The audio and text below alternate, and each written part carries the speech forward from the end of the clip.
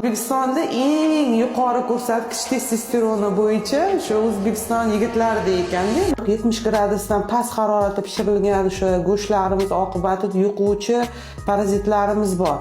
Bu asosan qoramol salitori bo'ladi. Mana o'zimiz bankalarga ham idishlarga solib qo'yganmiz. Har bittasini ko'rsatishga o'sha kelgan bemorlarimizga pishmagan fast foodlar yo bo'lmasam o'sha rollo deydi, sushi deydi, baliqlardan pishmagan baliqlar mahsulotlar iste'mol qilish oqibatida bu qoramol salitori shu darajada kattalashadiki, 10 metrgacha borishi mumkin organizmda. Ko'p holatlarda semiz to'lacha ayollarimiz kelsa yo bo'lsa to'lacha erkaklarimiz yo farzandlarini olib keladi. Buni tana vazni past emas, lekin qanaqadir yuzi dog'lari bor deydi. Biz aytamiz, yuzdagi dog'lar o'sha vitaminlar yetishmasligi oqibatida paydo bo'lgan. Bizani vitamin shu parazitlarimiz yog' iste'mol qilmaydi. Bular faqat vitaminlar bilan oziqlanadi. Qarab, tana vaznini kamaytirmasligi ham mumkin-da ko'p holatda.